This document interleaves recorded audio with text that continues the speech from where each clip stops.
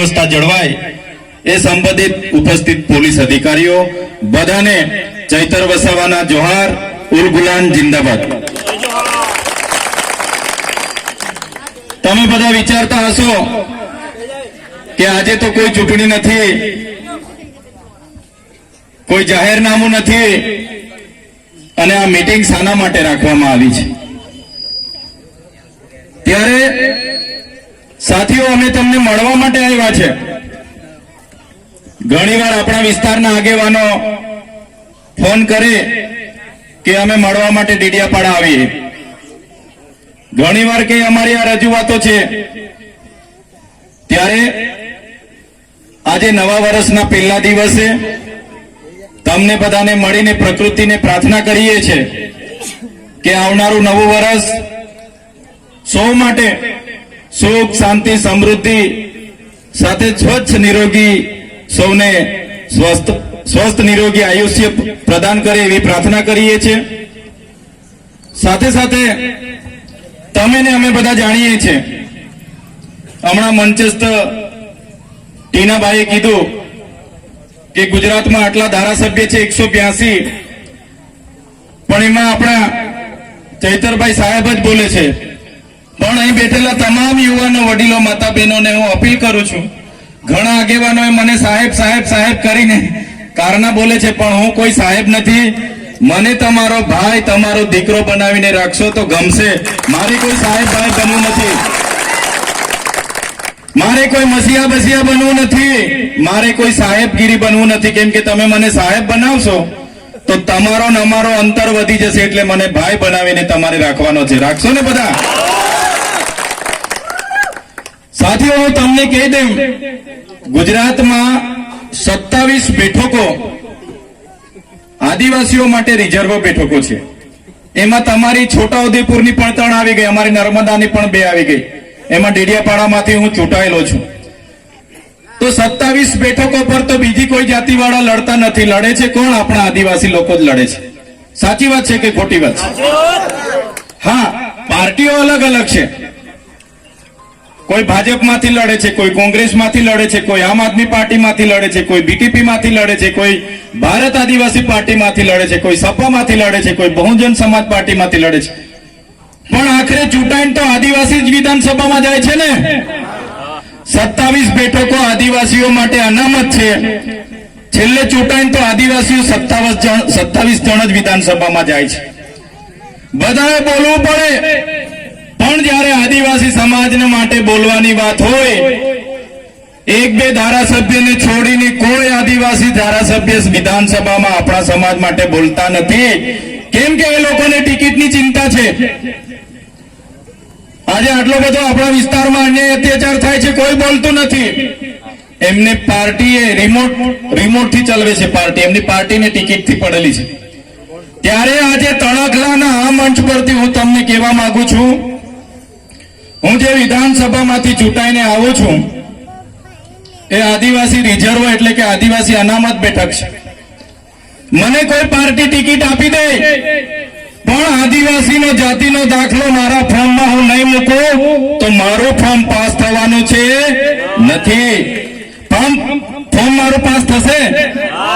કોઈ પણ પાર્ટી મને ટિકિટ આપી દે, પણ મારો આદિવાસીનો જાતિનો દાખલો હું નહીં મૂકું તો મારું ફોર્મ પાસ થવાનું છે? ભાઈ, પાસ થવાનું છે? નથી થવાનું ને? એટલે આદિવાસીના જાતિના દાખલાથી હું ધારાસભ્ય બન્યો છું, મારા ડેડિયાપાડાના આદિવાસી સમાજના આશીર્વાદથી હું ધારાસભ્ય બન્યો છું। આજે તમારી વચ્ચે આવ્યો છું તો આદિવાસી સમાજના ધારાસભ્ય તરીકે આવ્યો છું। જે દિવસે મારી પાર્ટી પણ આદિવાસી સમાજ માટે બોલતા મને રોકશે, તે દિવસે સૌથી પહેલા મારી પાર્ટીના પાટિયા ચૈતર વસાવા પહેલા ઉતારીને મૂકી દેશે। આ ખુલ્લા મંચ પરથી કહીએ છીએ અમે। અનાદિકાળથી વસનારો અમારો આદિવાસી સમાજ છે। આદિવાસી સમાજની સંસ્કૃતિ હજારો વર્ષ જૂની છે। સિંધુ ખીણની સંસ્કૃતિમાં તમે જોઈ લેજો, હડપ્પાની સભ્યતામાં જોઈ લેજો, એ આદિવાસી સંસ્કૃતિ 10-12 વર્ષ પહેલાની આપણી સંસ્કૃતિઓ છે। અહીંના મૂળ માલિકો છે આપણે, આદિવાસી હોય, એસસી હોય, માઇનોરિટી હોય, ઓબીસી હોય, આપણે આ દેશના મૂળ માલિકો છે. આજે મૂળ માલિકોની હાલત શું બનાવી દીધી છે? આજે મૂળ માલિકોને આજે મજૂર બનાવીને રાખી દીધા છે. તમે જોઈ લો આજે મૂળ માલિકોની હાલત શું છે. મેં નથી કહેતો, આપણું દેશનું બંધારણ કહે છે કે આદિવાસી આ દેશનો મૂળ માલિક છે. 5મી અનુસૂચિનું 243 આર્ટિકલ ક કહે છે, સુપ્રીમ કોર્ટ કહે છે કે આદિવાસી આ દેશનો માલિક છે. આર્ટિકલ 243 ક તમે વાંચી લેજો. આદિવાસીની જમીન કોઈ ત્રીજો વ્યક્તિ લઈ ન શકે, એમાં પ્રાવધાન છે. પેશા 1996 તમે વાંચી લેજો. 12નો વ્યક્તિ આદિવાસીઓમાં જમીન નહીં લઈ શકે. 73 તમે જોઈ લો, આદિવાસીઓની જમીન બિન આદિવાસીઓ નહીં લઈ શકે. આટલા બધા સંવિધાનમાં પાવર આપ્યા છે. સંવિધાન અને સુપ્રીમ કોર્ટ કહે છે આદિવાસી એનો મૂળ માલિક છે. છતાં આજે મૂળ માલિકને આ સરકારોએ આજે મજૂર બનાવી દીધો છે. તમે જોઈ લો આપણો ઇતિહાસ, રામાયણ ઉઠાવીને વાંચી લેશો. સબરી ભીલનો જે ઇતિહાસ છે, નિષાદ રાજાની જે વાત આવે છે, એ કોણ હતા? એ ભીલ હતા. મહાભારત ઉઠાવીને વાંચી લેજો. એકલવ્ય જે અંગૂઠો કાપીને આપી દીધા ગુરુ દ્રોણાચાર્યને, એ કોણ હતા? એ આપણા આદિવાસી ભીલ હતા.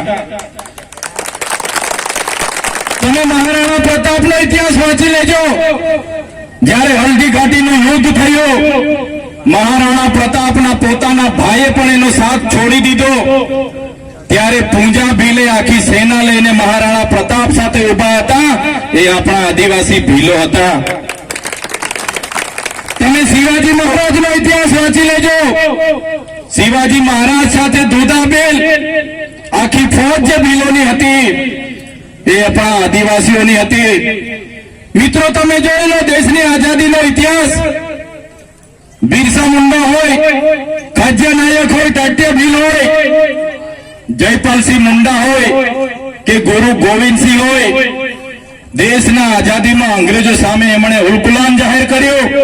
હજારો લોકો મરી ગયા.